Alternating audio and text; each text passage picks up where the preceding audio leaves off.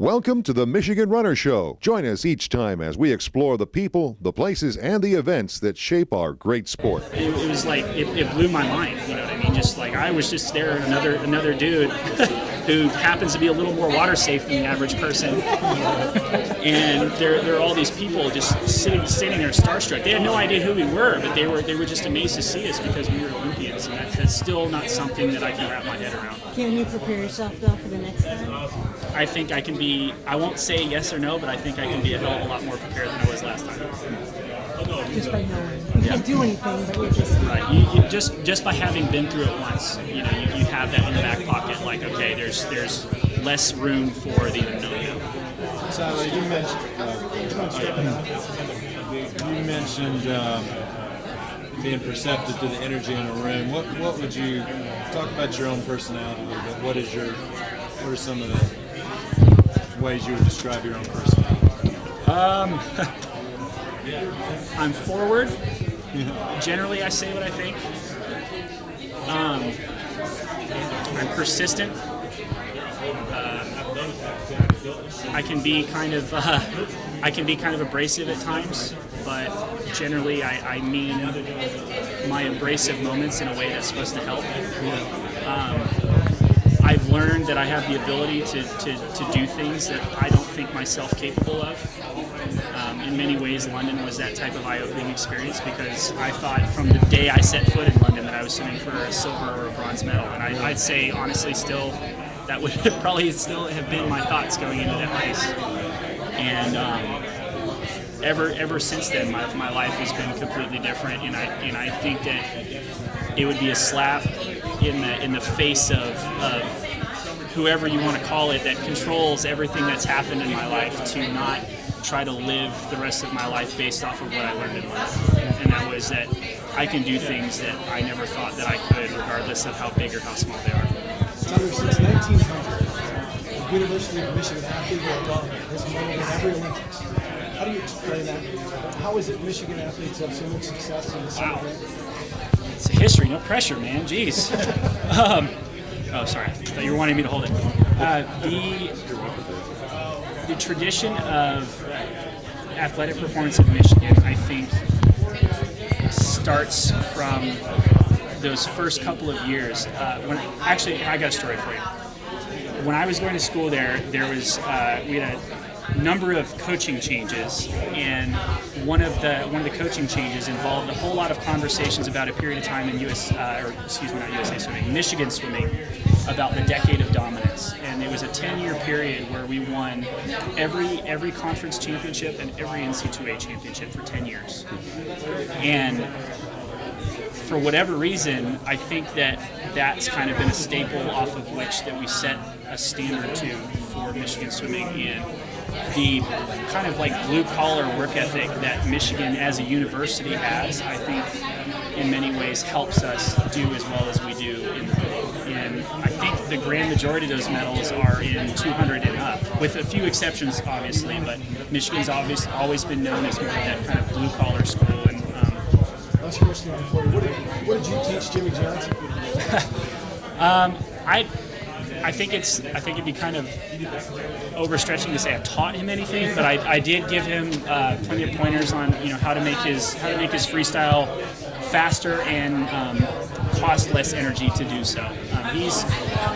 It's been really interesting to see him go and improve himself at swimming because his shoulder mobility isn't anywhere near what it is for a normal swimmer. And this is something that swimmers take for granted, how mobile our shoulders are. And you got to understand, he's been here his whole life. So, being able to stretch behind his body is not something that he's used to. So I told him, work on a lot of that shoulder mobility, and that in and of itself, you don't have to train any differently, but that will make you better. Just little things like that you might not think of. And he's always been great at being available if ever I need to call him or text him and ask him a question. And he's always been there to give me a genuinely honest answer. And he's an amazing guy for that. I'm thankful for You that. seek knowledge in return. I don't seek knowledge in return at all. I was shocked to have seen him at the pool the first day I met him, and was just kind of like wanted to impart some of my knowledge on him. And I asked him that first day, I was like, look, this is what I'm trying to do after I'm done swimming. Like, would you mind if I ever came to you with a question or two? Because it's really hard to find factual information in that world. Everybody's going to tell you any number of different stories to maybe further their own agenda or whatever you want to say, but he's always been that guy that I can go to and ask an honest question. He'll give me an honest answer, and I'm confident in that honest answer because he's lived it, and he's the best. You're clearly a race fan. Would you see racing ever be a part of the Olympics? Is that something that could happen or should happen? I don't know if any of the current racing series we have would be appropriate to be an Olympic sport, simply because racing can be so cost prohibitive that it wouldn't be fair to have that at an Olympics and not have all of the other countries that might show up to compete in other sports have the same opportunity to compete. That being said, I think that drivers are athletes, and I think that's underplayed a lot. And I think that it would be a great thing for sport and motorsport, obviously, to have some sort of representation of motorsports in the Olympic Games, for sure. Where are you right now in terms of your motorsport career? How are you progressing? I'm happy to be a representative of BMW, and hopefully I can continue that relationship to race some sports cars for them after I'm done swimming. So the 100th Indy 500 is coming up. You gonna be? Don't talk to me about that one. I can't. I want to so bad. Well, I say I can't. I shouldn't really, because it's right during the critical period where we're going to be resting for Olympic trials. But if I can find a way, and we're actually looking at a way to fly up there the morning of and fly home the night of, so I can go. But I want to go see that 100th running. Have you ever been? Yes, I've been several times actually. I love that race. I would encourage anyone who's never been to that race seriously to go and watch, because the TV doesn't do 230 plus miles an hour any justice at all.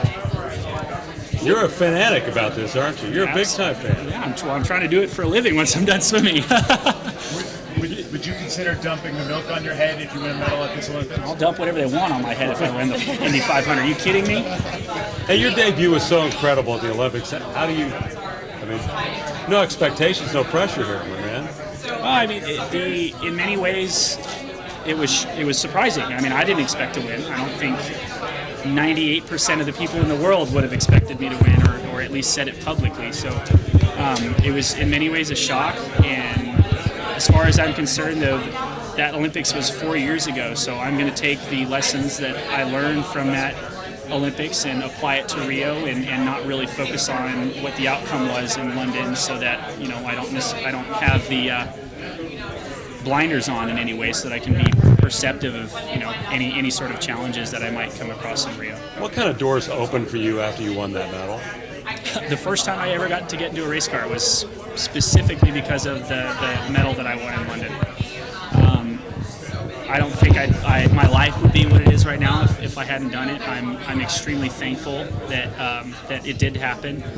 And the cool thing is, and I didn't realize this until probably 3 years after the games, what that kind of title means, Olympic gold medalist. And it's something that no one can ever take away from you.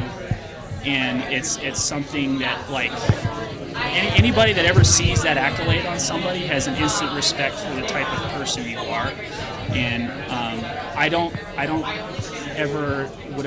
would have never called myself someone who wants or expects that, but I think it is an incredibly special thing to have that. Does that make sense?